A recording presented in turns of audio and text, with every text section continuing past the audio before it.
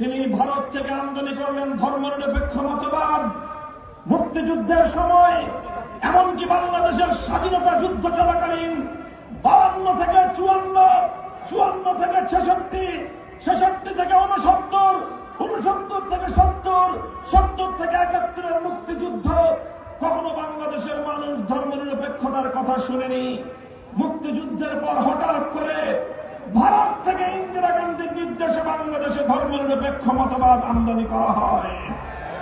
আমরা দ্ব্যর্থহীন ভাষায় দ্বিতীয় স্বাধীনতার পর 5ই আগস্টের বিপ্লব পরবর্তী বাংলাদেশে স্পষ্ট ঘোষণা করতে চাই, বাংলাদেশ আর কোনদিন ভারতের গোলামীর শৃঙ্খলা আবদ্ধ হবে না। লড়াই ছিল আমাদের ভারতীয় আধিপত্যবাদ উৎখাতের লড়াই। আগস্ট বিপ্লবের উদ্দেশ্য ছিল ভারতীয় আধিপত্যবাদের শৃঙ্খলকে বাংলাদেশ থেকে উৎখাত করা।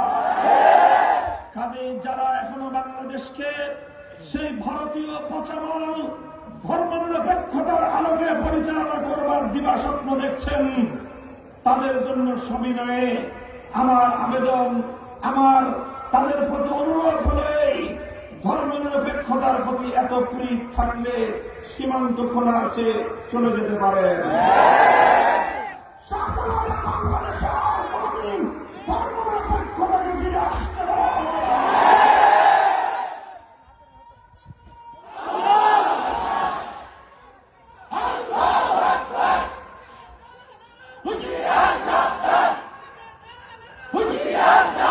সংগ্রামী সাথী ও বন্ধুগণ, আমরা পরিষ্কার ভাষায় বলতে চাই, বাংলাদেশে স্বাধীনতার দীর্ঘদিন পরে আজ সর্বপ্রথম ব্যাপক সংস্কারের হাওয়া বইছে।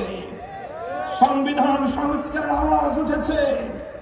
সংবিধান সংস্কারের জন্য কমিশন গঠন করে প্রস্তাবনা গ্রহণ করা হয়েছে। আমরা বলতে চাই, সংবিধান সংস্কারের চলমান এই প্রক্রিয়ায় এদেশের